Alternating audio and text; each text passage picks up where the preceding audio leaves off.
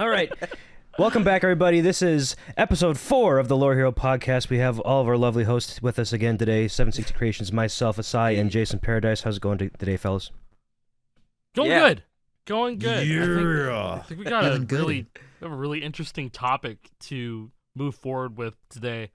And I kind of wanted to talk about, the guys who first developed the Guitar Hero games and kind of set the way for the series' success, Harmonix. So I remember hearing about that, Guitar Hero is Red Octane's, that's like their golden child. That's their game. And so they hired on guys who know music, Harmonix Game Systems. And so they hired them to develop the game and make their vision and all that stuff. But also with that, they and by they I mean Red Octane, they have a good understanding of rhythm games in general. And so they wanted to clone Guitar Freaks essentially and bring it over to the Western scene. And so that being said, the whole philosophy behind it's interesting. As time went on, Harmonix's philosophy towards the game and their feelings towards it have kind of shifted a bit. And we Dramatically changed. And I think in 2021 it all became clear because but we'll get to that thing that happened in 2021. Oh yeah, we'll get to But, the big event. Yeah. Yes. Arguably one of the largest events in Harmonix company history, for real. Yeah, because up until then, when a developer talks about their work and all this stuff, you don't really hear, unless it's a game like fucking Call of Duty or something, or a household name video game, you don't really hear too much talk about I guess the bad side of or their bad experiences or how they really felt about making a game. Until way and if later. I was gonna say, if you do hear about that, it's after they left the company, they're working on other stuff. They feel like they have the freedom to talk their shit if they want. No more paperwork. No more paper signs. No more you would rarely hear about that. you would rarely hear about that during game development because that's not the image you want to put off before you sell the game. Obviously, it's this game sucks. Yeah, I hated working on it. Of course. Yeah, it's gonna put your entire life at jeopardy at that point. But so let's get started with Harmonix early days. The earliest games that I know of them producing was Amplitude and Frequency. Those are the first kind of big ones that I recognized from them. Same. I only have played Amplitude, the PS2 version, for maybe 30 minutes, just because I was curious about what it was like. That style of game, if you guys are familiar with Rock Band Blitz, it's basically that, right? Yep, it's Rock Band Blitz is Amplitude with the Rock Band name on it. So you have this little rocket ship guy. You're going down a track, and I believe there's 3 buttons you have to push, a left, middle, and a right note coming down the screen, I guess. And you're supposed to push buttons on your controller to hit those notes. I'm pretty sure that Frequency is basically the exact same thing, just a different name. Have you guys played Amplitude much? I haven't. Yeah. I have. The relaunch when they did the for PS4 and 5. No, the PS3 and 4. PS3, oh yeah, it was PS3 and 4. Oh my god, it was back a generation. Wow. Yeah, it was for both. I think it was 2014 or 15 when they did that.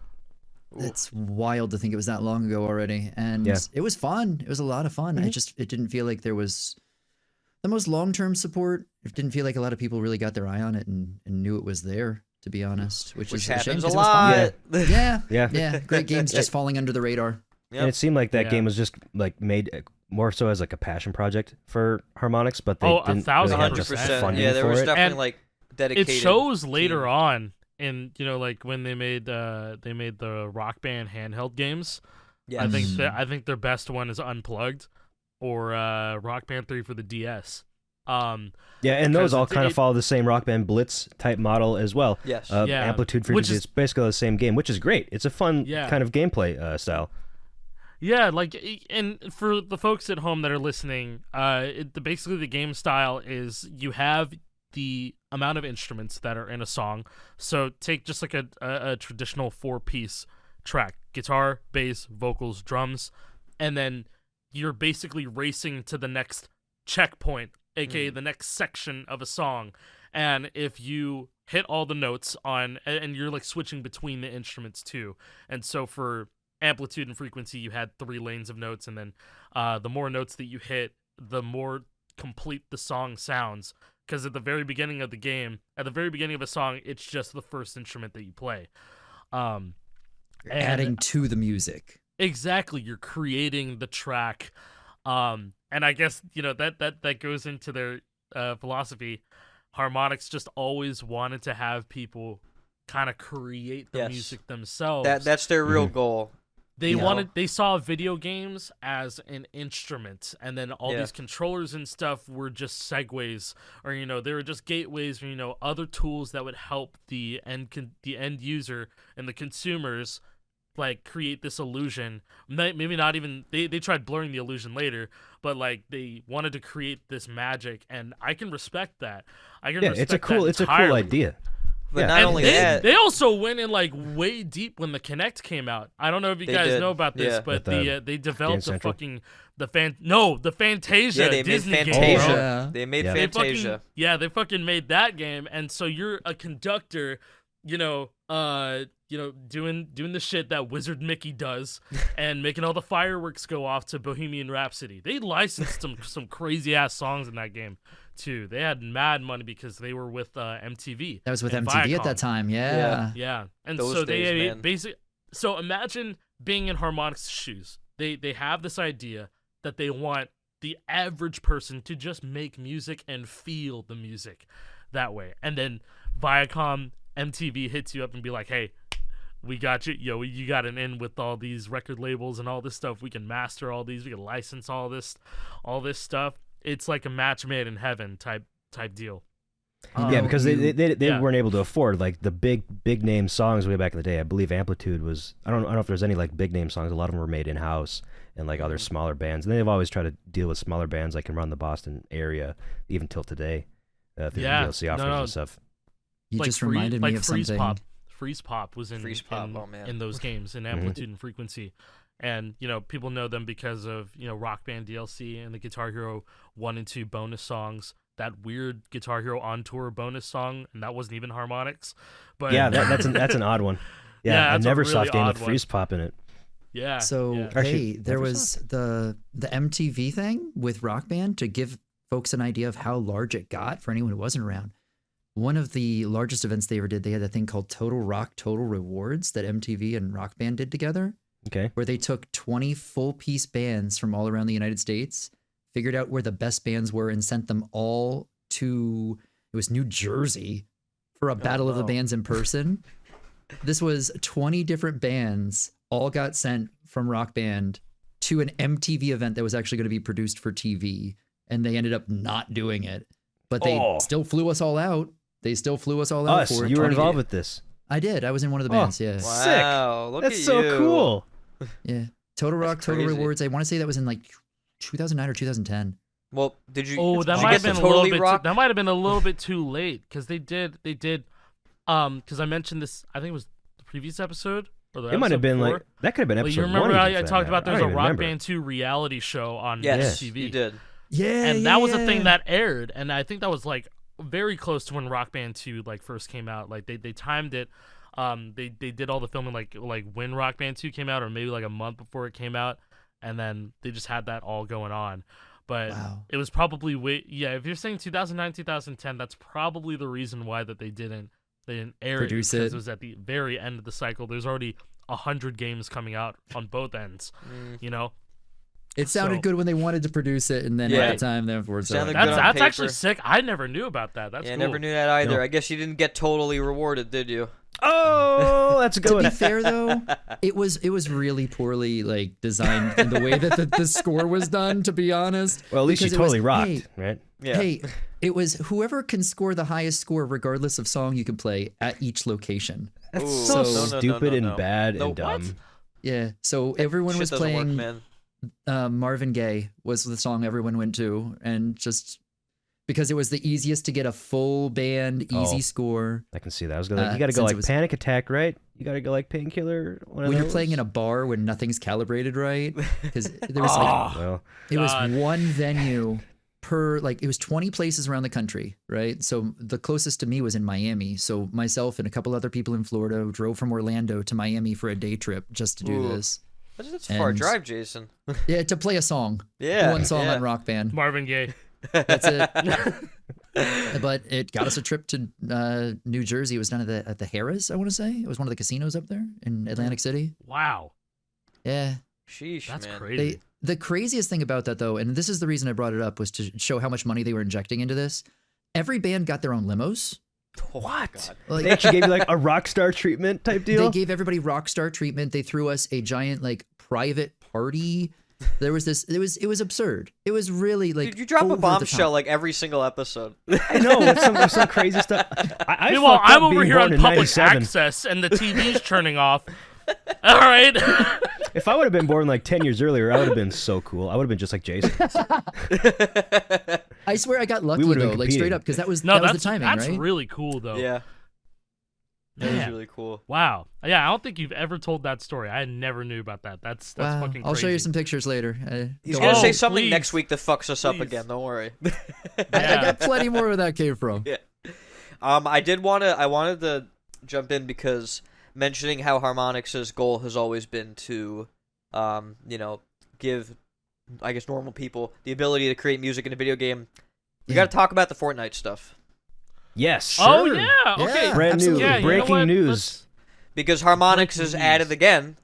Finally, they're doing what they want to do. We don't know. Well, we don't know, but it's suspicious. It's very, very if it wasn't Harmonix, very... then there's no reason for Epic to have Harmonix, because this has Harmonix written all over it. And this it's their DNA, made in Unreal, it's them. right? Guaranteed. Yeah, wasn't part of their new description like working in Unreal and everything too? Yeah, I think because like they made Fuser in Unreal 4. Yeah, they made it in Unreal 4. And so that probably like set off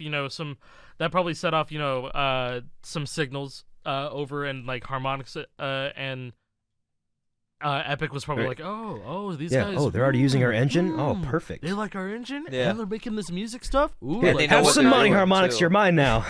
oh, we got Marshmallow in Pleasant Park. Hey, how about we have Harmonix do that stuff for us? Yeah. You know. Which, hey, I mean, for that, it's a great investment because they're really good at that. They're the best, Like, I can't deny that. It's not my cup of tea, but, like, they're the best at it by far. And this is probably going to be just for the video watchers, but I'm looking at what the hell this is, and it seems like you're able to create your own drum sounds or drum VSTs in fucking Fortnite. Like, Crazy. what? Wait, what? Yeah, Yeah, you can like compose your own music almost. Let me go ahead and just repost it in this VC chat. Oh, yeah. Oh, wait, no, yeah, okay, never mind. Yeah, it's fine. Yeah, Jason, look at that. What is? Yeah, dude, this is it has to be Harmonix. Like, who else would do this? Yeah, this is nobody but Harmonix. This is like the reason that Epic bought them is this right here. I guarantee it. For this and if it's stuff. not them, please correct us, and we must find out who did this. Yeah, if it's not Harmonix, Epic, you need to drop them because they're not doing anything for you. This is Yeah. what Harmonix is built to do. This has to be when they purchased Harmonix. They said it was to create musical things in Fortnite. Yes. Yeah. And now At this the is time- the beat of your own drums. Yeah, at the time we all thought, because this obviously wasn't even a thing that nobody knew about, but it was like, oh well, they're just gonna do more Fortnite concerts. Boring. Yeah. Well, from what I understand, the concerts were kind of cool, actually. I don't even play They were Fortnite. cool, but they're already doing it, so why they need Harmonix? Yeah. Right? That's true. I'm actually scrolling down, and there's a reply saying, "Is this what Harmonix has been working on?" Who tweeted that? Because that's where I first saw it. Oh, okay. Yeah. Big It's like brain. this person is probably they're probably not like within the Rock Band Guitar Hero community circle or whatever.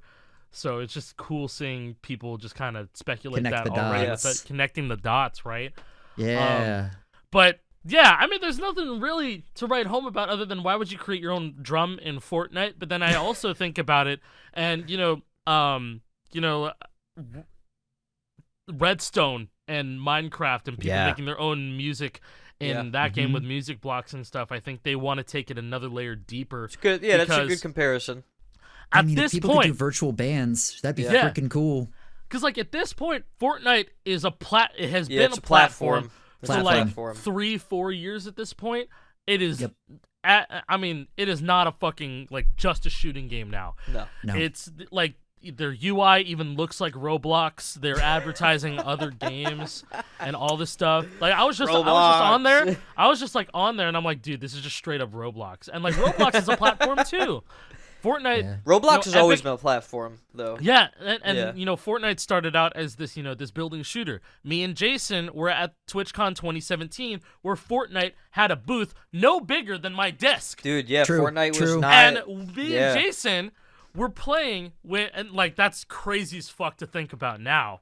Because the next year after that, Fortnite had the whole like Twitch rival stadium. Yeah, because important to note that the original idea for Fortnite was not a battle royale. It was supposed to be like a survival. What were they even called? Tower defense. Fortnite was in development. It was in development for years before it actually came out. The save the world. It was announced several years Save before. the world part. Yep. Yeah. And I remember seeing. I had a Game Informer. Game Informer. From 2011. That had the cover of Fortnite, and I was like, "Oh, that looks kind of cool." Yeah, this game 2011. It goes deep. I remember hearing about this because it was like the same studio. It was like right after they shipped like maybe Gears 3 or maybe Gears of War Judgment or whatever. It's like, oh, Epic Game Studios working on their next game, Fortnite. I'm like, oh, cool. I like Gears of War. Maybe I'll check this thing out. And then forgot about it for forever. Yeah. And then I saw the gameplay of it. I'm like, this is not even close to Gears of War. I'm not even interested in this whatsoever. Now it's Epic the biggest is thing in the world. Giant as hell. They just bought a freaking mall. So Epic is they based bought a mall? So okay, what? Epic is based in the town that I live in, and wait, really? Yeah. Stop doing this. Yeah. No. I know that. I know this. Yeah. Yeah, I know. My uncle works there. They're in NC, bro. Yeah. They'll get you banned. I know a lot of the people I worked with at Ubisoft because it's the same area, right? But sick. The Epic studio, a lot of the people that worked with me on like Rocksmith and all the other games work there on Fortnite now. And one of the people from VVV actually helps run the esports side of Fortnite. Man. Nice. Sundown from VVV, Alec. Oh, okay. I remember. I think that's a familiar name. He's literally one of the people in charge of their esports side on Fortnite at Epic. Crazy. That's really cool. They just bought the first mall that I went to when I like lived in this area, and they're tearing the whole thing down and building their new office there. Oh, okay. Oh, wow. It's crazy. So they're just rapidly expanding. Well, they just it's bought right next to a Dave and Buster's. They bought hell yeah. They bought Bandcamp, and now they're selling Bandcamp, or I haven't heard about that. What do they do? They laid off like half of its that's staff. Oh yeah, they had Bandcamp for a little bit. Yeah, they had Fortnite supporter creator codes working on Bandcamp. Like that was weird as fuck. That was weird as fuck. I forgot about that. And what now? They're selling them to Sony or something like that? I don't know. I don't remember. I don't remember the details of that either. I don't know the details of that, but we're getting pretty deep with the Epic stuff. Yeah. Well, anyways, before we get off of good it, for them. All that. Before we get off of this, though, I just want to read part of this article here. Just I realized I didn't really give much of an overview of what they're even doing. Just like the Harmonix did this, it looks like I have it Harmonix, open. But yeah, you want to read it, or I could do it. Yeah, just like the top few paragraphs, just a broad overview. Yeah, I was just gonna read over the bullet points because it's like, so this system that they're calling is Patchwork. It seems, it says providing musical gameplay, creating an adaptive soundtrack, and letting players make original music. So providing musical gameplay. I'm thinking that while this can also play into, just like general, because they did Unreal Engine Fortnite last year. Where the game looks like fucking beautiful and it looks really jarring with the Fortnite art style. While at the very basics, it's just like, okay, you walk through this door and then the cinematic version of this starts playing. The soundtrack starts playing and it's beautiful or whatever. But I'm tying that into the next bullet point where it's like creating an adaptive soundtrack. It says use the devices to produce a soundtrack that's both unique to your island and fully integrated into the game world, so it can respond and evolve as a result of players' interactions and the game's state. That sounds like Harmonix. It's got Harmonix written all over it, man. That is Harmonix. Yeah. That has to be them. Yeah, and it sounds like you a really shoot cool a guy idea. and then Metal Hellsinger style, there's more guitars, more instruments coming in. It wouldn't surprise me and if there's going to be you a made. Metal Hellsinger or a BPM type thing coming to Fortnite. Yeah. Whether it's like in the actual battle royale itself or in just some other game mode or other type of event. It would not surprise me. I'm sure they've seen those games. They 100% saw those games, and they're like, we could do that, but better. We can give players the tools to create this type of thing themselves. Patchwork. That sounds fun as hell. Custom songs and things like that. Yeah. People making their own music and sharing. Yeah, and you can easily share it too. It looks like you can just share codes with each other, and then you can play each other's music, or maybe like grab your own music kit, almost like CS:GO. I don't know if you Get ready, guys play Fortnite CS. players. You're gonna be CS2. composers soon. Easy for sorry. You said music kit, I had to do it.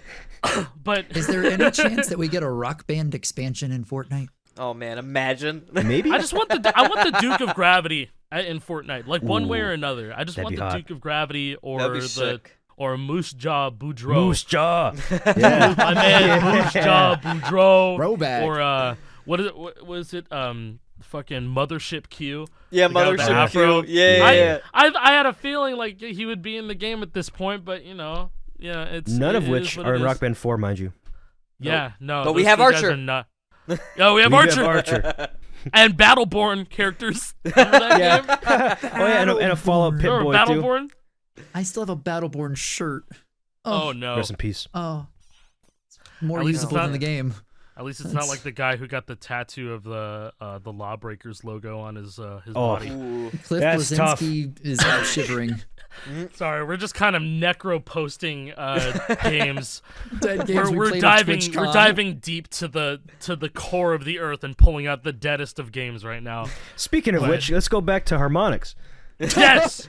We were talking about them. Let's go back to we were, but yeah, like I think obviously it doesn't have to be a Metal Hellsinger or a BPM type deal, but to me, they probably saw those games and they're like, we can create a system like that from scratch. Because Harmonix always wanted the average person to just make music. And this has been what they always. This has always been what they really wanted, and I guess we'll dive more into that when we talk about Guitar Hero and Rock Band. It goes really deep. This article is long, dude. Yeah. Wow. It's gonna be exciting to see what goes on with this in the future. How people are gonna utilize this. Because I guarantee you, if they have Harmonix has the largest audience they've ever had now. And this is like it has to be like a really like easy to do thing that a 5-year-old can do, because that's who plays Fortnite. Almost entirely kids on their phones and tablets. Like it's not even console anymore. It's not even like Xbox or PlayStation or PC. So this is a huge market for Harmonix, and I guarantee you that they want to make this as seamless and as good as they could.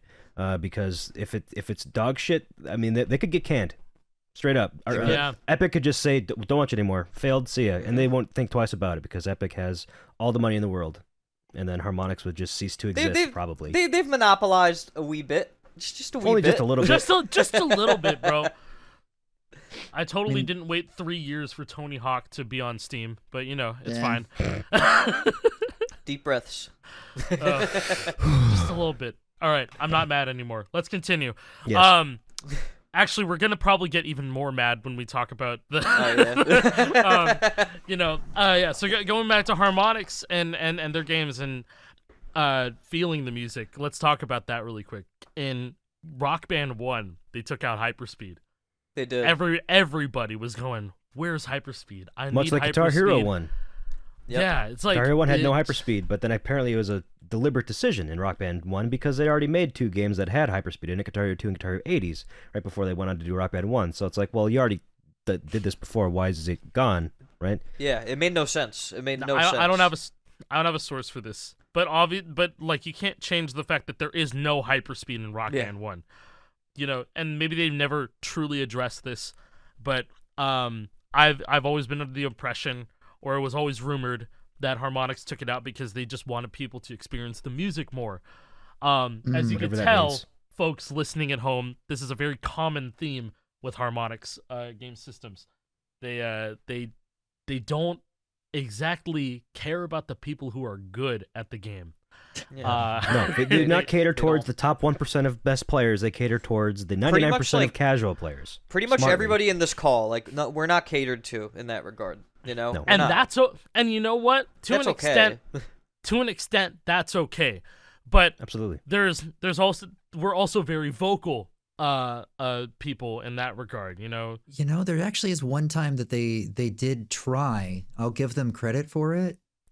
And they tried to do an outreach program with their community team where they were trying to feature content creators in Rock Band 4. You had a fucking Rivals week. That's right. Yeah. I remember when you streamed that too, because that's around the time when I had first found you. Yeah, they had reached out to me and said, "Hey, we'd love to feature you in your community in Rock Band 4 for Rivals this week." And I got to choose the songs that were for the league that week. And it was really cool, as a way to integrate, but nothing ever really came of it. It just felt like it was a one and done. Did they give that opportunity to George as well? I think they did. I don't know anybody else they did that with, and That's I don't know if weird. they I want to say UCOG had that too. Because George only played Rock Band 4 for a while. I mean, he was killer at it too. Yeah, he was the king of Rock Band 4 for a long time. Yeah, absolutely. I legitimately don't know. I'm gonna look it up though. I'm curious. Yeah. But it's a too little, too late thing in a sad way. Because they had so much time to do that beforehand. Unfortunately, right? Yeah, with the uprise of Guitar Hero and Rock Band streaming, really coming back, it made a big statement that they were willing to reach out to you to try and make it a relationship between the content creators and the game. No other game really did that. And that's kind of the curse here. It's the new age Guitar Hero and Rock Band games are kind of ahead of their time a little bit, But I wish that happened a little bit more. But I think at the same time, they didn't have Rock Band 4 didn't exactly have the resources to keep it fresh all the time, other than providing DLC, which is extremely it is so weird nowadays. That there's DLC that's still coming out, but most of the time, 60% of the time, it's all rewinds. They're relicensing stuff from Rock Band 3, but they're never disclosing the fact that it's a rewind because as of late, this is maybe the last 2 months or so. It started with Roundabout, I believe. And so usually they put out a teaser, and not a teaser. They usually put out an announcement, say hey, these are the 2 tracks that are coming out. And before, they would say, oh, this is a rewind from Rock Band 1. Oh, this is a rewind from Lego Rock Band, with a little rewind logo on top of the songs. But then, they started relicensing Rock Band 3 stuff, and I don't think they're doing more Rock Band 3 rewinds than ever now, because that was the last game that they were able to be licensing. That export ran out at, almost 3 years at this point. Yeah. Sounds right. That's the only export that I don't have. Fun fact. What? What are you doing I have all the other ones, bro. I don't give a fuck about Rock Band 4. I'm sorry. You can still get it. There was a way that people were able to just buy extra codes, and they really. There's codes out there that exist where you could get a legitimate Rock Band 3 export for Rock Band 4 right now. But apparently they're super rare at this point. Nobody really has them. So if you do want to get it, it'd be a couple $100. So, Jason, I'm reading the article. And I'm looking at your pics, dude. Seeing Clouds Over California is a nostalgia bomb.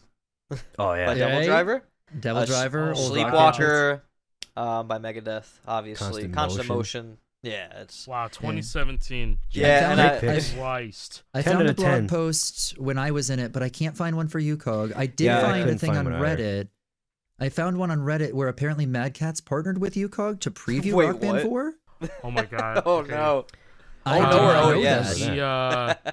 Dude, I think I was in a Skype call with him, and he's just bro, the game is so bad. He's dude, and to be fair, honestly, I don't blame him. The state that he played it in was the E3 build. Rock Band 4. Yeah. So it was 10 FPS background. The shit, it looks like fucking PS2 blocks. game, dude. It looked really bad, and he was playing on a Rock Band 1 strat or something like that. Okay, buddy. No. But that he didn't. I think what I remember correctly is that he told me he didn't talk about it a lot because he knew that it wasn't a final version of the game. All right, that's what I think. It wasn't a final version of the game, and he just didn't have a good time. He didn't have enough good things to say about Rock Band 4 to really be talking about it. Yeah, you know what they say. If you don't have anything nice to say, don't say anything at all. Yep. True. Yeah, exactly. And like at the time, this is when GH3 Plus was out. Everybody was enjoying. We were all on that. Everyone was enjoying the uncapped note limit, tap notes, multiple set lists, even if it was DNA 4.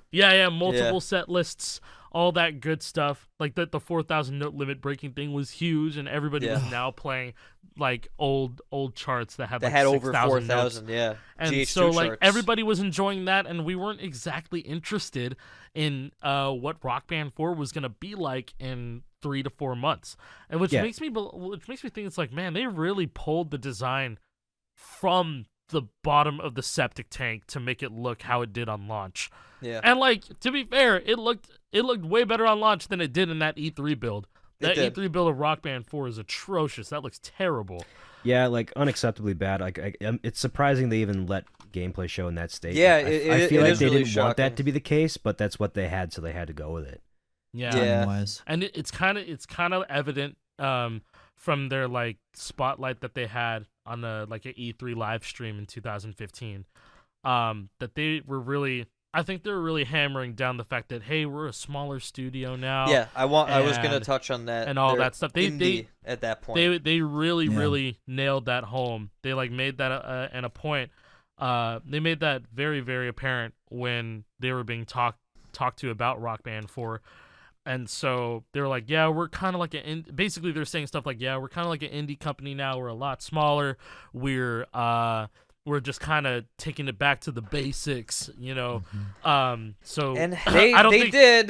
They really made it. Did. I don't think they said anything during that E3 time. When they're trying to hype up their game before it announced. I don't think they said anything about Pro Guitar or Pro Keys. No, maybe they just kind of brushed over it and be like, hey, we're just kind of bringing it back. Now we need two things. There was no hyperspeed in the beginning. There was no practice mode. That's the huge one for me. No practice mode. There was no practice mode. Why? And practice mode is broken. This is true. Yeah. Practice mode doesn't work correctly. Yeah. So there's a really funny, and this I think it began in Rock Band 3, but yes, it did. Yeah, it's Rock Band 3. There's this ongoing theory. I don't even think it's a theory anymore. That it's pretty obvious that. I mean, while practice mode is a different engine. It's a different engine entirely. It functions differently than the rest of the game. And while that seems kind of obvious, you're just kind of like, you kind of expect things to play the same as quick play or tour mode or whatever. But it feels like it's just completely different. Mm-hmm. The way that notes are hit, the way that the notes are synced up, all that stuff is just kind of all out of whack. And it kind of started a little bit in Rock Band 3, but in Rock Band 4, to this day, it's very apparent after the Rivals update dropped with practice mode. Is that how long it took to get practice mode? It took that long. It took that long. It was practice mode and fucking online quick plays. So things that Rock Band 1 had on release. Those both came out in the same. Oh my god.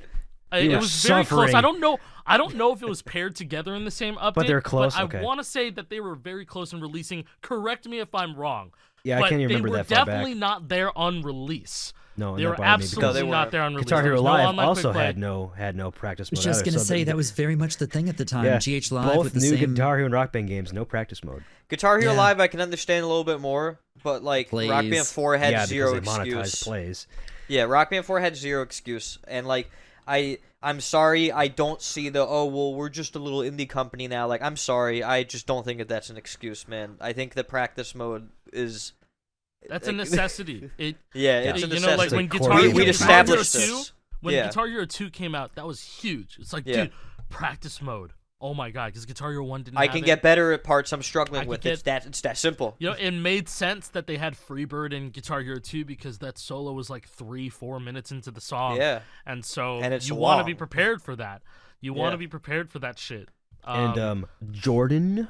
Yeah, Jordan, dude. Like, you can't FC Jordan without practicing. Could you imagine trying to FC that and just waiting 2 minutes to get to the hard part and then trying to figure out a tapping method? And then immediately miss at the first or second note and then fail. And then you fail. You fail. Shoot. I don't know if we would have even been able to. I mean, you're saying figure out a tapping method.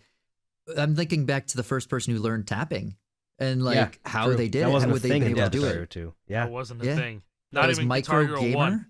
I think was the name of the person who figured out tapping. Micro Gamer. Micro Gamer 2v2. I don't even remember. 2v2. Yeah. It was the first time my mind was fucking blown by a Guitar Hero video. Like, since like just watching people upload like good quality gameplay of Guitar Hero, but that one blew it out of the water. I think the video still exists on YouTube. It was like the first ever, like, everybody was posting Jordan runs, and it was either a pass or 95%. Yeah. And then this motherfucker gets 96 or 97, which is extremely high. And everyone's going like, wait, we gotta watch this video. And he's did what? And he's standard tapping like the entire thing.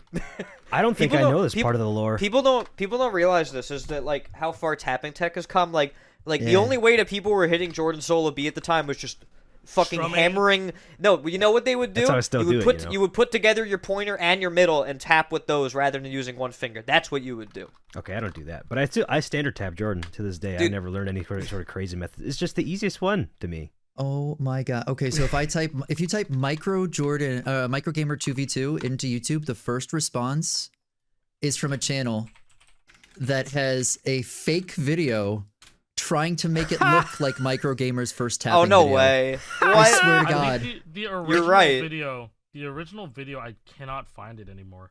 Yeah, but someone made a fake to try to make it look like it, and it's from 16 years ago. June 21st, 2007 is the date on this one. Dude, he was like almost FCing solo C at this time, and like solo C is arguably harder than B once you know how to hit B. Like in my opinion. Yeah, I can see that. Solo C is really more hard. variety with C. Oh, I found it. I found it. It's unlisted. You found it. You Wait, how'd you find that unlisted video? Bro, go through his favorites. Because it was in a Score Hero thread. Score to the rescue. Oh, he has 84.1k subs. Wait, did he play drums too? No, he made a name for himself in Overwatch for a little bit, but I might be wrong. The latest stuff is Beat Saber. Oh, his new stuff is he did a lot of Beat Saber. Okay. Oh, there you go. There's the reason it's unlisted. It's in the pins. I would have liked to keep this public, but blame YouTube's algorithm. It tried recommending this to my current community that I'm trying to grow, which is Beat Saber and K-pop, where I'd much rather have my more recent relevant videos be recommended. Where I'd much rather have my more recent videos recommended. I get that. Okay, that's totally fair. You know, that's totally fair. Respect. Their latest video was a year ago. There's another guy that found it through his favorites playlist. I'm scrolling down to the comments. I wonder what I have in my favorites playlist, dude. Mine got deleted since Elon Musk. This video is it's whatever. There's probably a lot of cringe in there anyway. Who cares? This video is important part of the lore because, like, straight up, this is what we have to thank for tapping in Clone Hero and everything modern day. Like, I was wrong. He was the first guy to get 95. Everyone else was getting 91s or 92s. I remember Priest uploading a 92, and everyone was like. Pfft. But then he upped this Micro Gamer 2v2 or now Aggro. Aggro Gal? Is that Aggro Gal? I don't know. I'm just gonna say Aggro. Close enough to me. Because, Aggro. Oh my god. All right, I'm looking at my favorites, and my earliest videos are Club Penguin music videos because of course they are. And then yes, I have let's see names: Pistol Wallet, Zemtrix, F4 Phantom, The Big Horse 17, Mac the Green, Paddlemaster 47. Polly, Oddballs Frank, rest in peace. JP, look, that's the thread. That's the thread where I found it in. Oh, this is the thread? It's Score Hero Wiki. The timeline of everybody's accomplishments. Cut this out. Cut this out. This is all us. This is going to be our script for the next 2 years. This is like Biff with the almanac, bro. Oh, dude, we just discovered the ancient tome. They have Riff in here. Rest in peace. What? Well, I didn't know about this, bro. Yeah, Riff, man. Yeah. So it looks like the first big FCs were by Crimson Monkeys, which sounds familiar. Yep. And then obviously, Chris for Life, Smokey Prague, Pope Mobile. That name sounds familiar actually.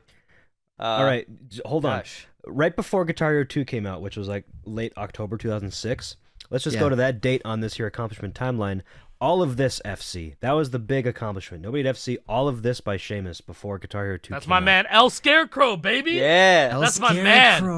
El Scarecrow. I haven't seen that name in forever. ES942 is El Scarecrow? Yeah. Isn't it That's the same person? Wait, Isn't no. that El Scarecrow? I'm like Scarecrow- 99% sure that's El Scarecrow. If it thought is, El I Scarecrow didn't know. was Drew. El Scarecrow is Am I confusing people? S942? I thought Have I been gaslit all these years? I didn't know they were unless different. I'm I didn't know they completely were the same crazy. people. If they're the everybody same people, then I'm... everybody talks both ES942 and El Scarecrow as like the same person, like in the same amount of praise. So that was my headcanon. Was I ever told anything different? My mind's about to be blown if that's the case. Like if that's the case, then like yeah. One of us is mind melted. Either way, ES942 is a legend. Yes. Wait, I could go ask El Scarecrow. He came back. He's active again. Guitar Hero on Tour came out before okay. Aerosmith. If I'm wrong, blame me. Blame me, bro. If I'm wrong, I'm wrong. I don't have a problem with that. So I see on here like first Train Kept the Rolling FC by UCog Monkey, first GHA Expert Setlist FC.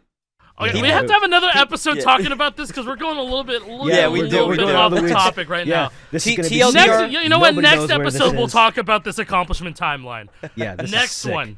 This We're is a going great to talk about this. That's a really good idea. I'm glad I linked this.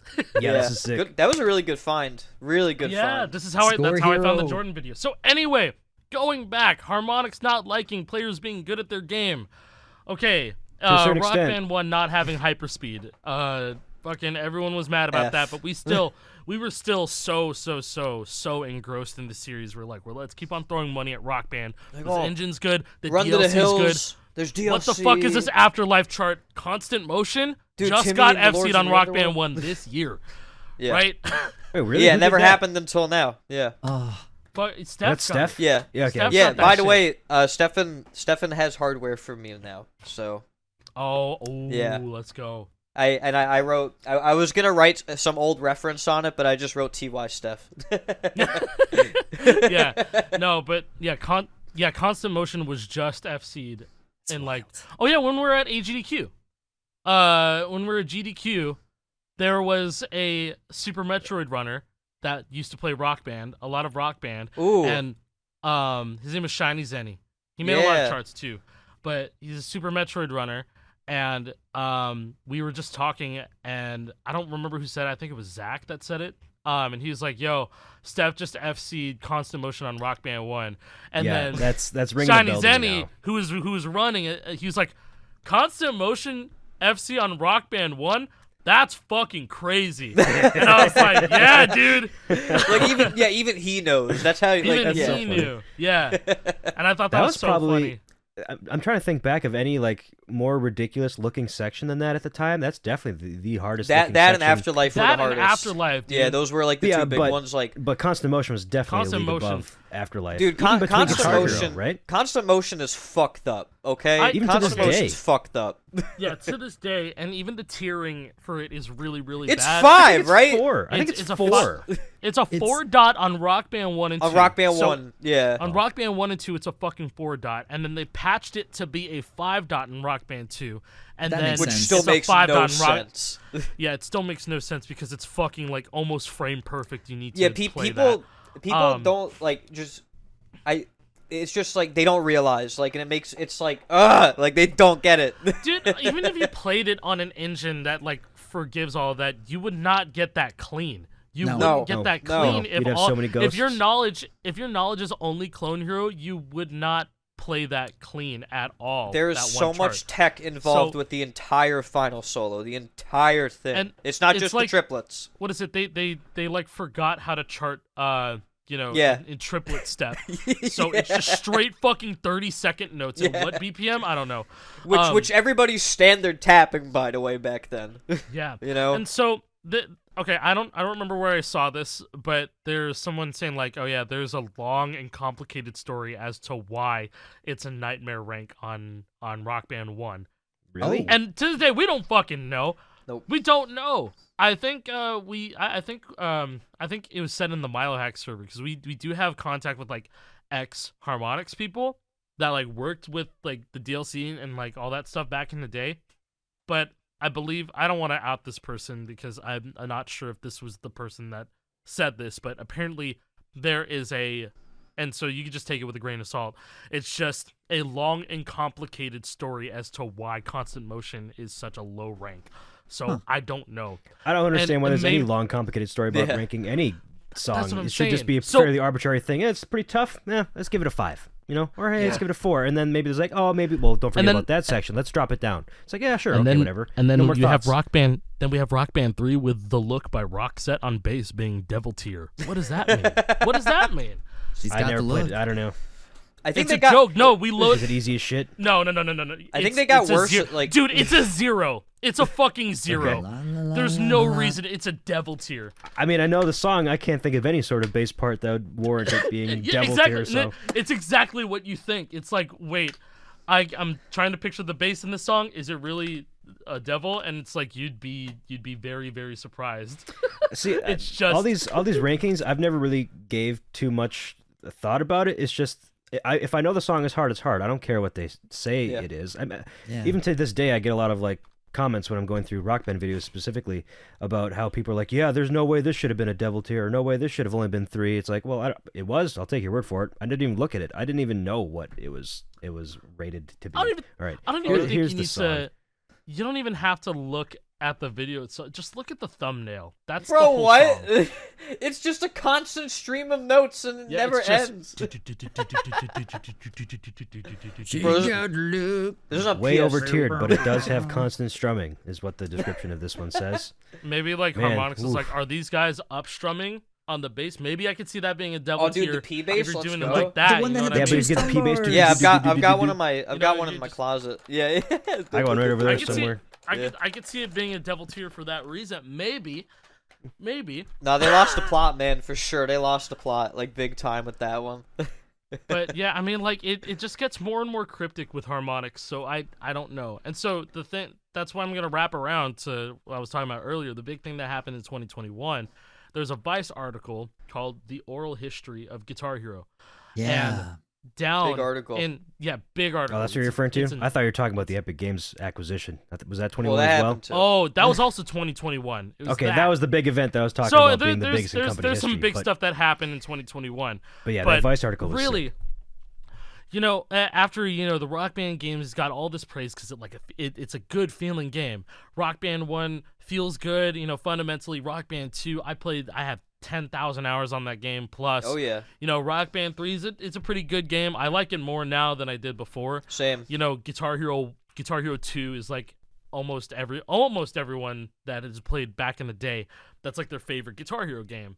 Before Guitar Hero 3 came out, or just in general, some people just played Guitar Hero 1 and 2 and then they just called it after that, and I get it. But, Guitar Hero 2 made a statement. It was a good feeling game, and that was pretty much it.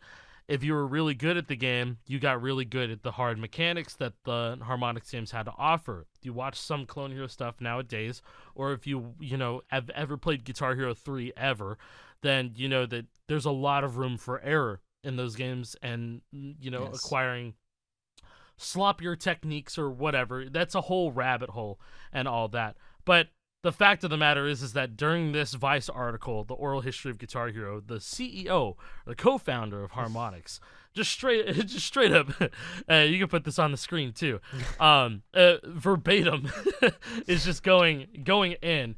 If you are good at basically saying if you are doing really, really well at Rock Band or Guitar Hero, it's the same experience every time. So it just downplays all the people who are passionate about their games for raising a decent challenge to them, FCing a song like Constant Motion, dude, or Panic all Attack, the research into methods and techniques and how the game works and all the new tech made up. Yeah, it's a total disrespect. And just reading that when that came out, I was just like, damn, they really don't give a fuck. They didn't give a fuck about the people who took up this game very passionately and just wanted to get the high scores or some FCs here and there, or the person that's trying to full game FC every single song, whatever. And like you said, and like we've been saying, that's the top 1%. Yes. 0.01% of the people who play this game, but we're also the people who are playing it the most. We are putting out content on the internet and all this stuff, spreading awareness. Spreading awareness and letting know that the game is still alive and it's still enjoyable, and so that people understand that hey, this is the idea. The right idea is that, hey, this game's fucking hard. We're good at it and all this stuff, and you should definitely pick it up and you should play it and all that stuff. But to read this, I was just like, damn, bro. It was super disappointing to read. It was very disappointing to read because this it's like, from you the know, CEO. it's like you guys put in the concept of FCs, you put in a score system. The fuck do you expect this to do? You know what I mean? It's it's not an inherently bad thing to play the same it's a song casual over and over game, again to but improve. It's like they at the time of this this interview, they had Rock Band rivals. Yeah, that's the whole point of rivals. Like is the they go for irony the highest of it score. all, you know? Look up it's the an awesome definition system. of what a rivalry is. Yeah, so it's like it's almost like there's some sort of like internal disagreement about what people want the game to be, or maybe there's this overarching sort of ethos that they want to accomplish, but they also have to try to cater to the most passionate fan base, which is us that want to go for high scores, whatever. But maybe to their dismay, maybe they don't want to do it that way, but they feel like they have to. I don't know. But they did just it's tough fine. to tell. They did fine though in Rock Band 2 and 3. Like they did that. Yeah, you know. I think that what we're sword duels and such. We're all kind of beating around that all of the 5-fret plastic guitar games almost have an identity crisis where everybody attributes what they want to them because like each one's different and nobody gives the nuance to the intricacies of what's different between the games. Oh, it's 5 frets. That's the same. Play it. Okay, do the thing. Yeah. It ain't. Yeah, that's fair. Yeah, every game is very different. Well, for the most part. I mean, listen, Smash hits and Metallica are you good at similar Clone Hero? with Boot engines. up Rock Band 3.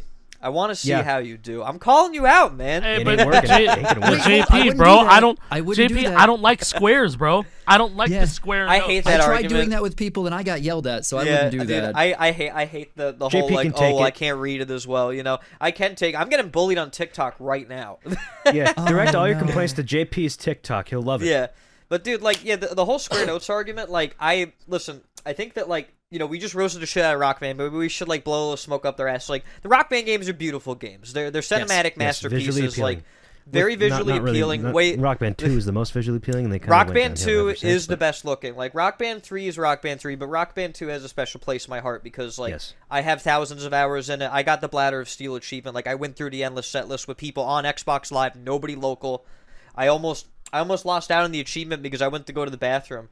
And I had to run back, or else I would have failed on Get Clean by Anarchy Club. I remember that very well. Oh. Okay, so you're a fraud. My bathroom is what you're I'm saying? a fraud, yeah. You all are frauds. You don't have bladders of steel. You cheated. The games look amazing. Guitar Hero 2 looks amazing. Guitar Hero 3 does not look bad. It's different. It's a much different style. It looks good in its own way. Tony Hawk. I think Guitar Hero 3 looks great, man. That game I like the way visually Guitar 3 is works. fucking like, dude, beautiful. playing it on 360 like makes me realize, like, because we played it on PC and it looks like dog shit, and then you play it on 360, you're like, wow, this game actually looks kind of gas on 360. Yeah, there's like a lot of post processing going on with the 360. It just looks better.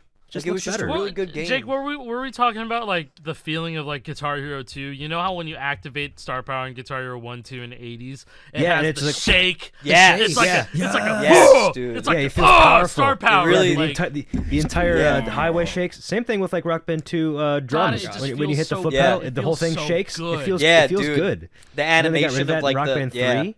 That's it's static. That's you know what?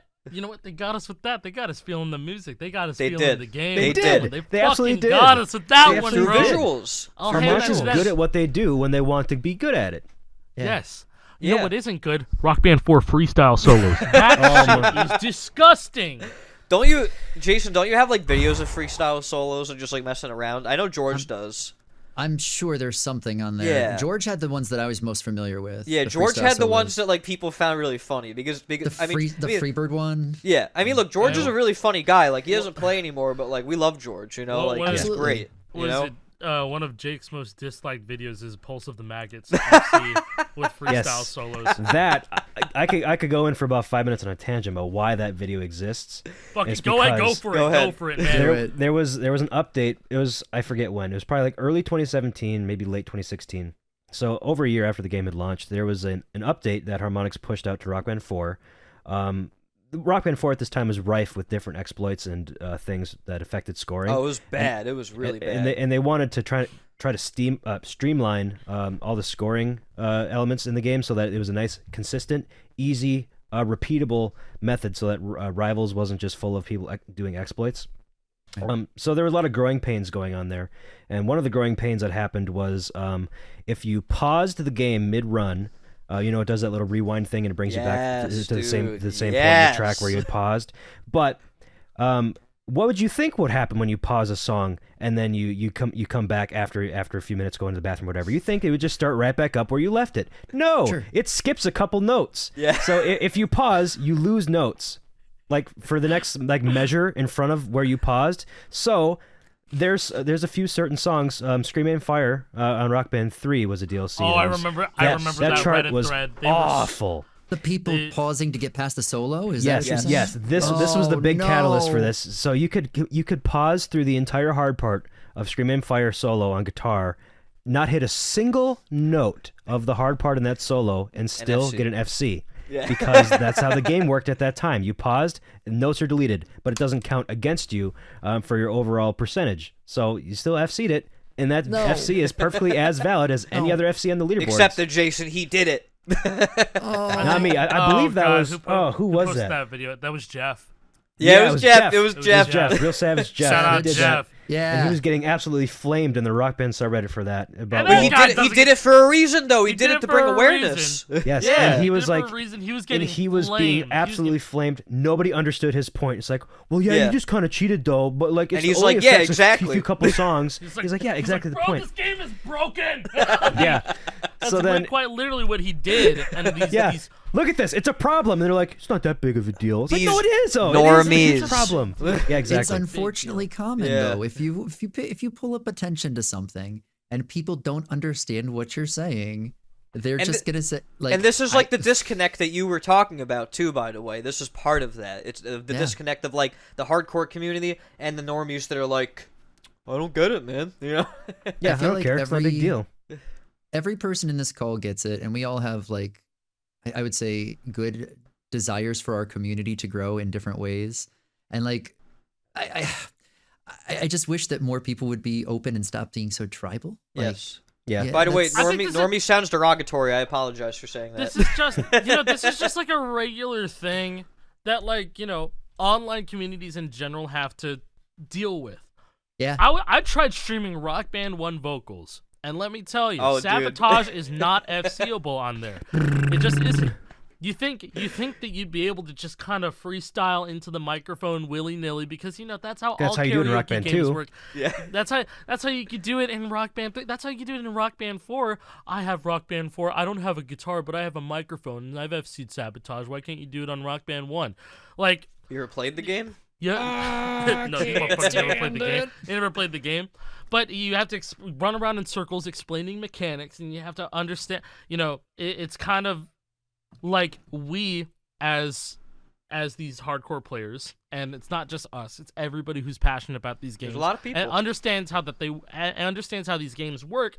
It's like we have to just start talking in circles. We have to just kind of push forward and just say this is hard for this reason. And they'll understand. One day they're gonna understand, because then, or else we're gonna have Jimmy Bitchass doing this, and then this is the right way to play the game. Or hey, why don't you just do that instead of trying to focus and play it correctly? And that's where I'm gonna end with that. Yeah, and that's where I'm gonna end with that. And I think that's enough is said there. I think you're right. Having to explain this to people is fine, because it's kind of unreasonable to expect everybody that comes in to have the fully equipped knowledge of each individual game's quirks and differences in their engines. You have to explain. It's hard not to get frustrated after it happens so many times, and it's been happening since the beginning. Like, we've been dealing with this the entire time. We're still constant in the community. Yeah. And it's just one of those things. And it's on us. And not just us here, but it's on the people. Everybody that plays these games. It's on everybody who continues to play this game. Yeah. To educate and to understand. I don't know half of the fucking tech in Super Smash Bros. Melee. I see clips of that on my feed all the time. Means nothing. And I'm like, okay, you know what? He kind of saw where he was going there. I think that's directional influence. I don't know what the fuck he's doing here. When Cody Schwab came to my house to pick up his guitar, and I was talking to him, and he was like, oh yeah, Big House is coming up soon. I was like, oh, that's cool. He's like, yeah, I'm gonna win. Guess what happened? He won. He won. I saw that on He Twitter. called it. He called it, man. But it's like, yeah, like, Smash is crazy. We've talked about the parallels, I think, in a previous episode. But, yeah, like, like having to explain things to people who don't get it, like, it's a given. You can't expect everybody to know all of these things out of the bat. Sometimes it seems like some people just don't pay attention, but that's a whole different topic entirely. Yeah.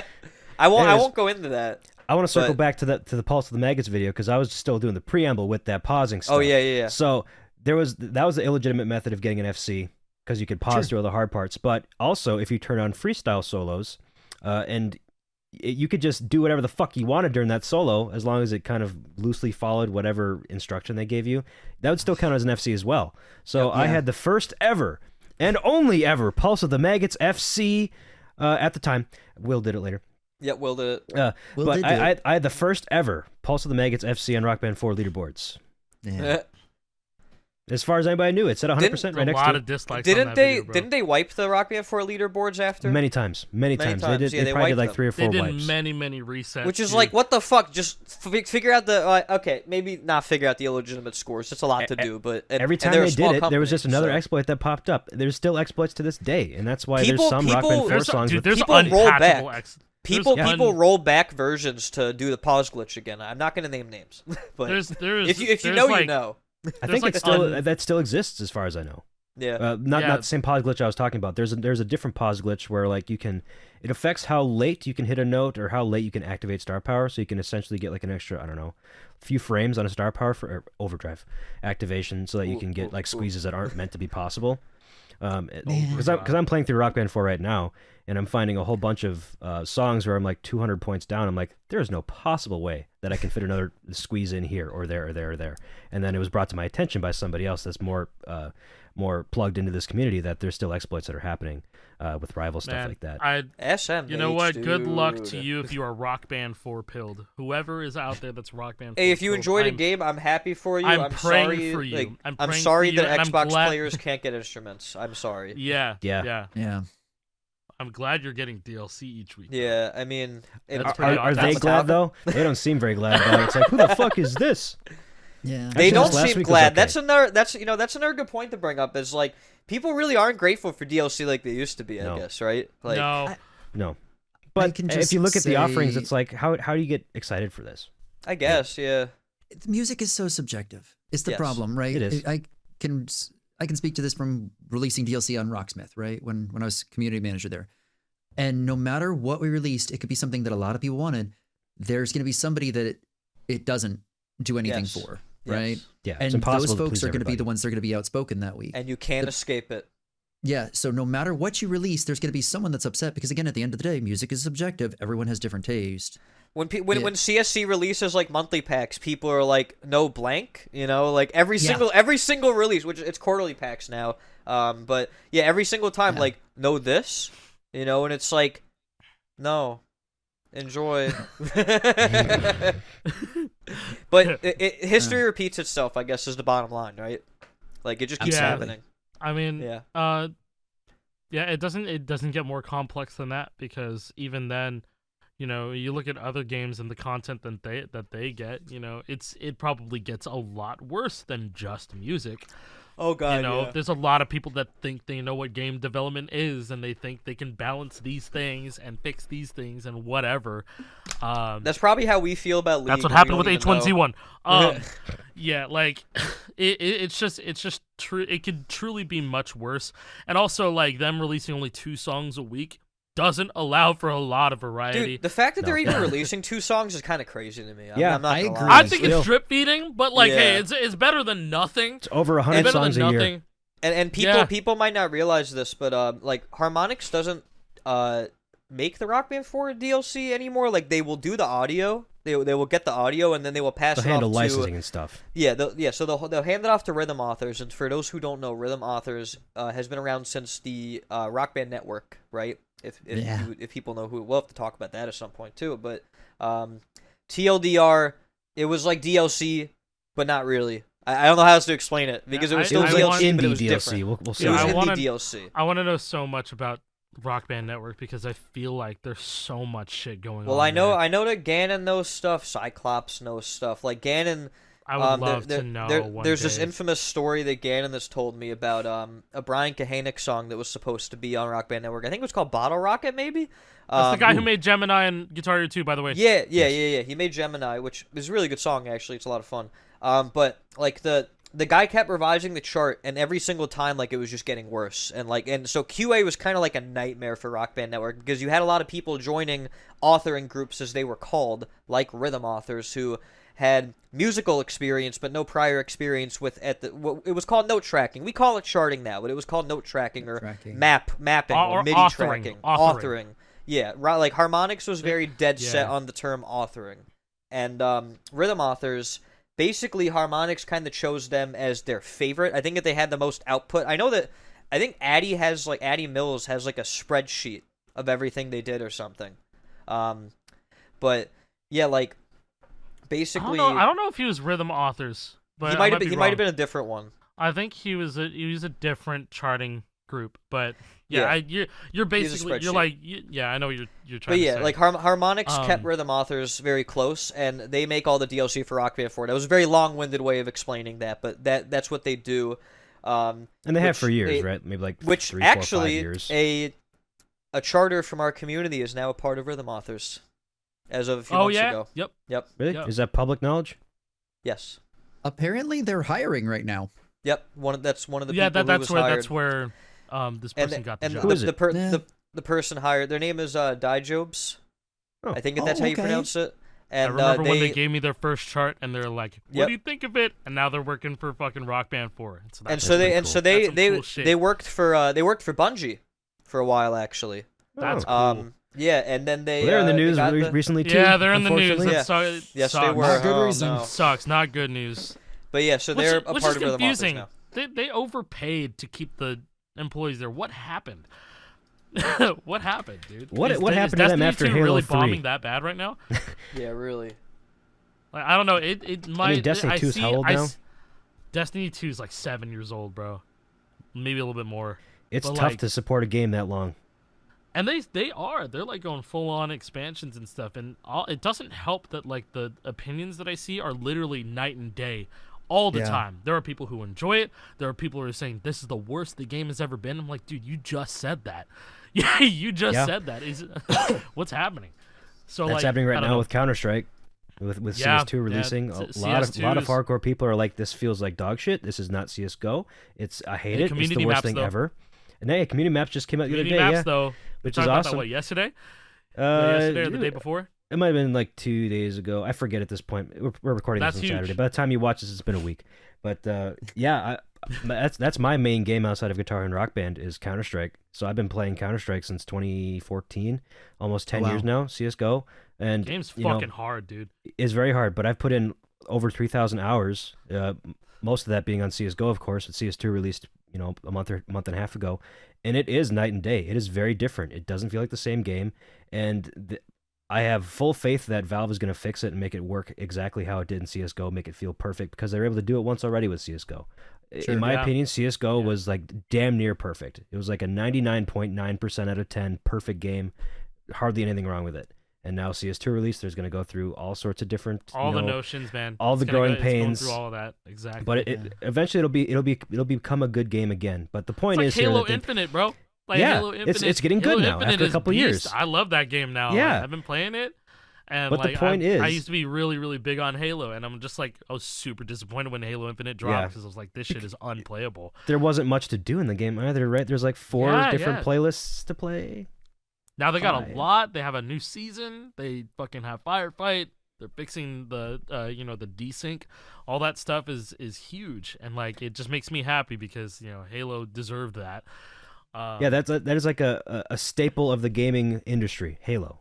It was one of the biggest games at the time, and it has a huge name recognition. And ever since Bungie kind of left, they've been on a slow decline with the games. Yeah. Halo 4 wasn't great. Halo 5 apparently was really bad. And then this Halo Infinite was being, talked up to be this awesome, cool new game. It's been in development for 10 years or whatever it was, like 8 years or whatever. And then it came out, and it was just kind of lackluster. There's the whole thing, like they it was planned to be a hero shooter, and then they canned it, and then they rushed out something. And then it sounds like it went kind of through a little bit of development hell for a while. Yeah, figuring out what to do because the gaming landscape was just shifting. Bro, $500 million will do some shit, real shit. That's some real ass shit, dude. Like, I don't know.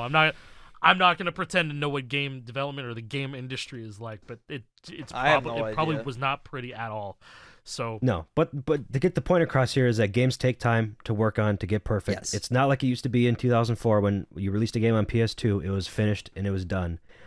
Because you didn't have a way to patch games back then other than releasing another disc, which happened quite a few times. There was updates on newer versions of the game. So if you wanted to get this update for a bug that was in the previous version, go buy it again, sucker. Sorry. But now we have internet-connected consoles, and now we can ship updates very quickly. And now that's just how the games are nowadays. You release a game, and then you figure out the rest later. Fun fact about Guitar Hero 3 for Wii. Fun fact, the first version of the Wii version of Guitar Hero 3 is just massively different than what a lot of people know as, and there's no way to get like title updates on the Wii at the time. So you had to go through Red Octane support and then get an updated disc. And so that's how they would have how in the 360 version there's the separated calibration. Which was a title update. Yeah, that was a title update. We so didn't have title 360 updates. Shipped that way as well, the same as the Wii did. It only had one calibration number, but since Xbox 360 is a connected console, you could. Well, so is the Wii, but it didn't have that capability. But you could get that new update. But for Wii, you just had to get a whole new disc that had separate audio and video calibration numbers. So silly, among other things. But the cool thing is that they gave you a free faceplate if you went through the whole. Wait, trouble. did they? Yeah, they did. Really? It was that Phoenix one. The Phoenix faceplate, they gave you that one for free. I remember that because my brother went through the trouble of doing that because he had the Wii version of Guitar Hero 3. And so, and also they updated the plink noises when you overstrum in Guitar Hero 3. That plays through the Wiimote. It plays through the Wiimote, and on version 1, it's the Guitar Hero 1 and 2 sounds, which I thought was cool as shit, but then they updated it to be the Guitar Hero 3 ones that everybody knows. Neat. So... And I think it only had mono audio on release 2, so that update brought stereo audio. Oh, that's why it sounds so bad. Oh, yeah. I was just playing huge. Guitar Hero 3 on Wii U, and it's the version 1. Oh, you had mono audio then. And I was like, dude, this sounds like fucking crap. What is going that's on? why. I was like, and then I go to calibration settings, and I was like, oh, yep, this is V1. this is the golden disc. And so I was like, yeah, damn. So that's always an interesting one to pull up because mono audio, bro. What? Yeah, how'd that even happen? I don't know. It was developing for the Wii hard. I don't know if it was. I'm not sure. I don't know. Based on the fact that the PS2 version at was the time, more complete, essentially. Yeah, it was because PS2 didn't have those problems, as far as I know. Well, minus the calibration thing, but like calibration, but whatever. But you said development on Wii might have been hard, might have been easy. Don't know. I would say it's easy because if you went to Walmart in 2008, 9, 10, and you go to those bargain bins that had games, Shovelware, there'd be hundreds of different just garbage ass games in there for $5. Oh, what was it? There was like some famous football player that had this really shitty ass dog football game.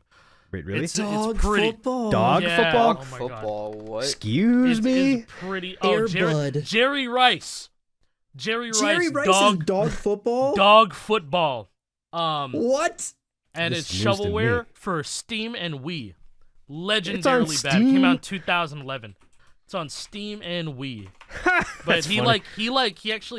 he did like a whole video like talking about it for promotion. And Well, it even has was his just, name like- in it. Yeah, I mean, there's that. Jerry Rice He's dog not even football. really on the cover. It's just a picture of him and his dog, which is kind of sweet. But the game is like, bro, what is this? That's like one of the legendary shovelwares for Wii. How much is this on Steam? Yo, that Jerry cover. Yeah, It is $3 on Steam. I might just I buy feel it. like I should do it. It's too expensive, man. I have Is it $4.53 in my Steam wallet right now. Buy it. Ooh. No, Buy it's single player. It's single player. Parsec. Damn it. Unlucky. And here I was hoping There's for a the demo, Lore bro. Hero You competition. don't have to buy it. I'm There's a buying demo. it. I gotta support my boy Jerry Rice and his dog Nidus. Nice. How we get talking about this? Jerry Rice, everybody. Shovelware, Wii, whatever. Shovelware, Wii, You're Guitar talking Hero about updates. GH3 We're trying, being in trying mono. to backtrack here. updates being hard. Harmonix. something. Yeah, how do we pull this back to the main topic here, Harmonix? Where do we kind of leave off? I think if we went that deep, I think we're good. Alex Tragopoulos does not like it. Yeah. Probably not. Oh yeah, he used to like Score Hero though. He did. Yeah, top donator on Score Hero. Top donator, yeah. $2,000. Oh, that's so nice of him, man.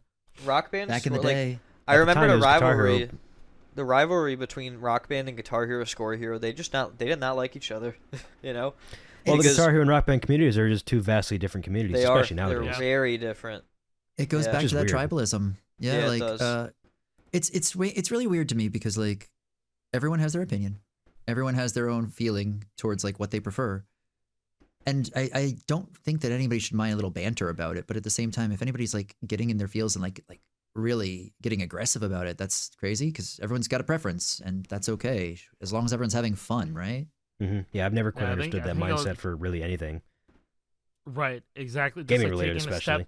Taking a step back, like this game is so dead. It's so dead. Yes. And we're kind of just, like the people in the space that make content for this game, and like they're able to have it be like successful and good content, and really, accessible content, easy to take in, stuff like that.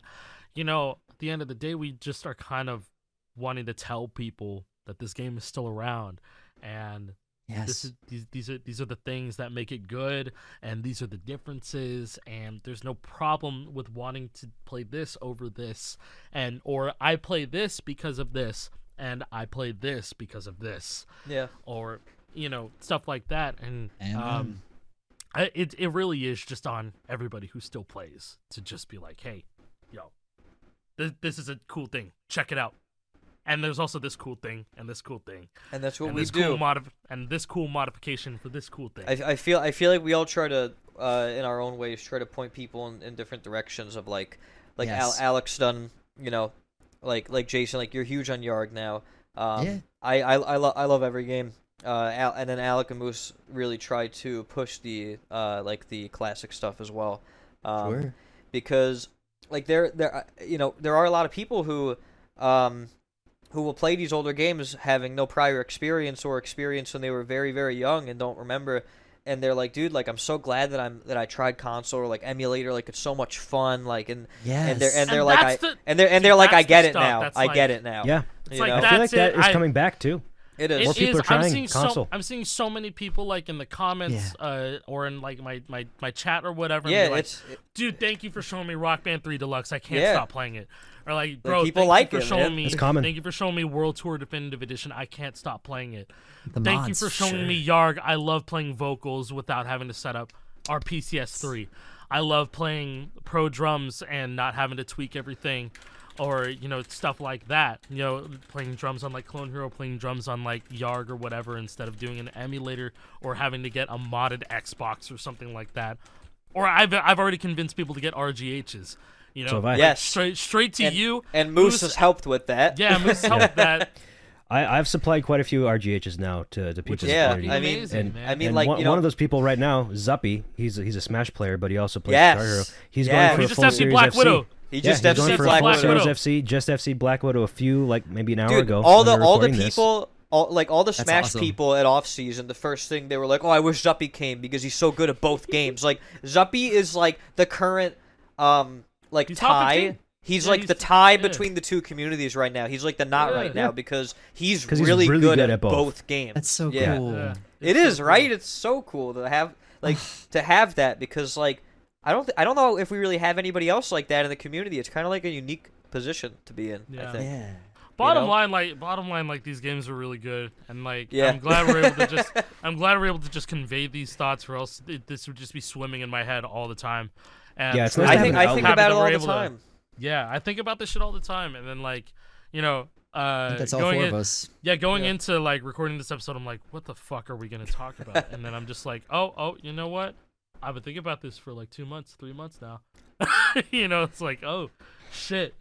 Yeah, I can only talk so much about this on stream too, because I talk about this on stream all the time. I just want to. I want to talk about the Pepsi promotion. Like that's what I've been waiting for. I bought so much Pepsi. That was a great period of time. So much Pepsi. Sorry, sponsor. I can't. All right, anyway. They're not competitors. Whatever. It doesn't count for this channel.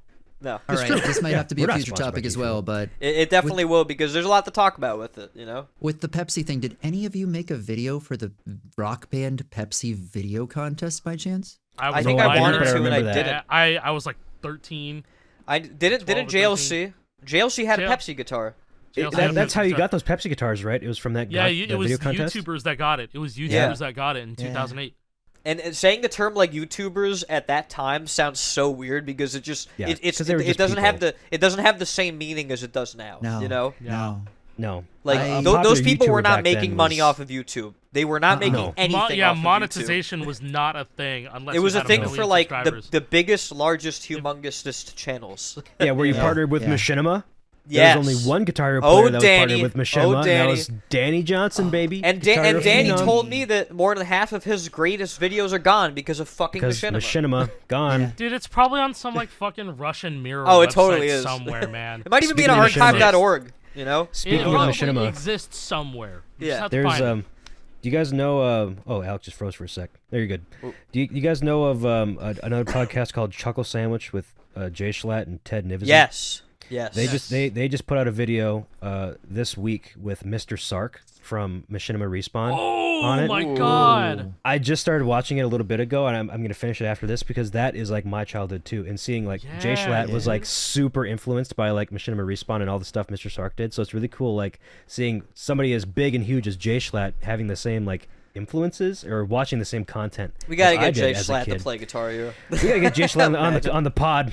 Gotta get him on the pod. Oh shit! He's a fellow New Yorker like myself. We can communicate. You know, like he wears a Yankees hat all the time. I'll leave it to you to go hit up his business email, say, hey, we want you on the podcast, and see if he responds. Oh, I love to get ghosted. That sounds great. Okay, because I didn't want to. I didn't want to. You know, I DM'd Charlie once. Oh yeah, you did. I was trying to get him a guitar. Yeah, I remember that. When and why was he talking about Guitar Hero?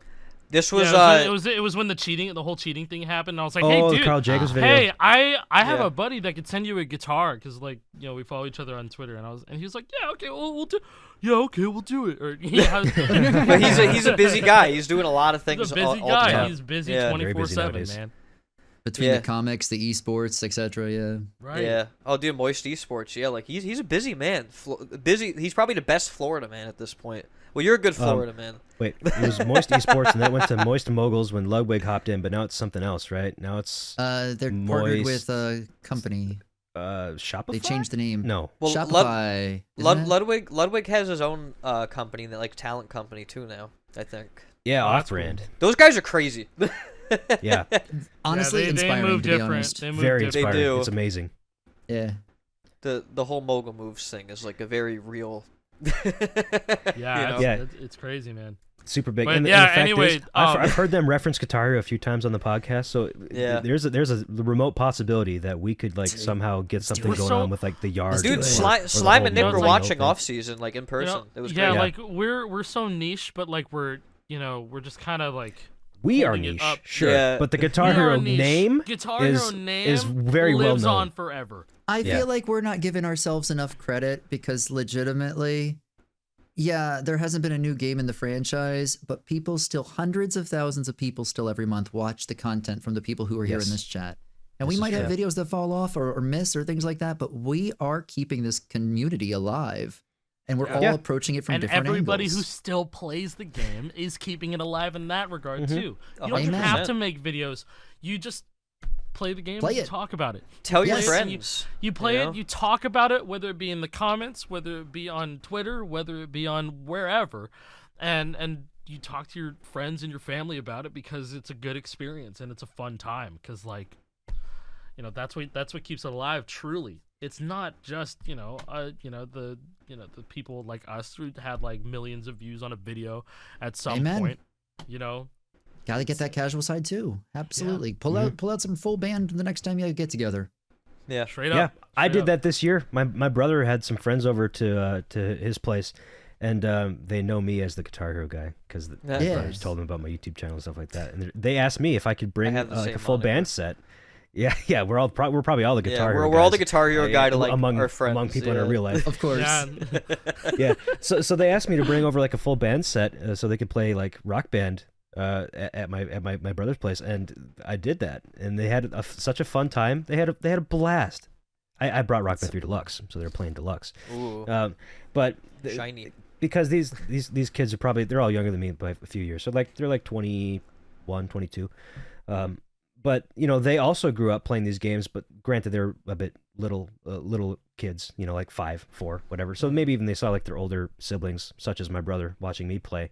But even to them, these games still hold like a special place in their heart as something that they look back on fondly, even all these years later, because they see me and like, hey, you play that game. I want to play that game. Can we play that game? And it's cool to be able to provide that for people.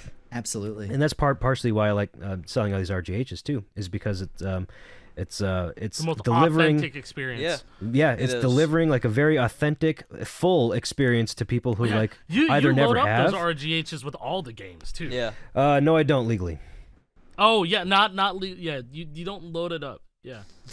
No, however, if people are interested in that, the RGH allows them to do that. They could have every Guitar Hero game. They could have every Guitar Hero DLC. They could have every Rock Band DLC if they wanted to. Yeah, in theory. it's theoretical. I couldn't tell them where to get that because that's unethical. But that's wrong, man. However, that's fucked up. If as long as they have the console, they can do anything they want with it. They want, not me, them. He's being a husband right now. Yeah, it's all good. Hey, you know what? I liked how this whole episode went. I like how it all went. So this is good. Before we hop out, this is a good brain dump one. Yeah, great brain dump. Sounds like we're wrapping up here, but I have one thing to do. You may notice I'm wearing a Tool shirt. I went to a Tool concert last week. Bonus story. Boy, do I have stories. So I get there around 7:30, right when the first band starts playing, the opener band. Guy named Steel Beans. He's a one-man band. It was fucking amazing. Oh, wait, I know who you're talking about. Yeah, I've seen this guy. It is so sick. He sits on the stage. He has a drum set in front of him, right? And then he has a guitar sitting in his lap, and then he has a drumstick in this hand. While he's fretting on this hand with the guitar, and he's strumming and hitting the drums with this hand. His feet are going crazy, doing all sorts of things, foot pedal, hi-hats, all that stuff, and he's singing. So he's doing all the instruments at once. It was very cool to watch. Neat. Anyways, so then I get there, I sit down at what I think is my seat. Spoiler alert. I sat in the right row, right seat, wrong section. Right. Ooh. I was section 117. I thought I was in section 117, but I sat down in 116. So for the entire opener, I sat in somebody else's seat. They weren't there yet. They didn't know about it.